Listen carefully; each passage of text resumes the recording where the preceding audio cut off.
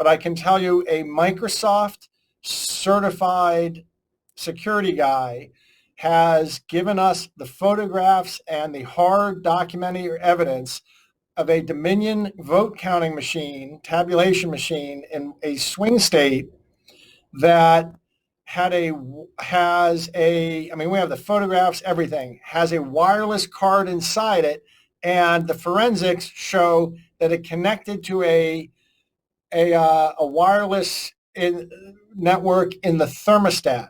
In the thermostat of the room, there was a wireless network that connected into this machine, and when we trace back the IP, where it was, from which it was accessed on election night and during the vote tabulation over the next 24 hours, there was access through a thermostat wireless into the wireless card on the vote counting machine, and the IPs reveal, when you track them back and strip away the noise, it was somebody in a city in China, and the city, in fact, the actual address of that IP is connected to a company, is the address of a corporation in China whose name has already come up in relation to some dirty dealings with some politicians of that state in America. So now, and this is by no means, we already have had, I should bring it, it's in the next room, I got a binder this thick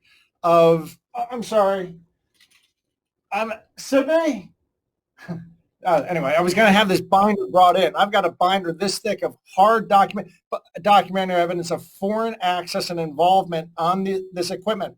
As a matter of fact, people are forgetting this. On November 3rd and on October 30th, the FBI, and I think it was CISA, DHS, put out a statement saying that Iran is illegally has interjected itself into our election equipment. They were saying that 3 days before the election, and on the day of the election, they put out special warnings that Iran was electronically coming in and interfering in our election. Everyone seems to forget that. You know, the proof, right. What's the proof? One aspect of the proof is the FBI itself published this on November 3rd, that it was happening that day, or else one of them published it. So there is no question, but we have so many examples of this. Here's the binder we have. Oh, thank you so much. Here's a binder we have. Well, this is here's the Iranian Advanced Persistent Threat. You should have your viewers Google this. Iranian Advanced Persistent Threat Actor identified.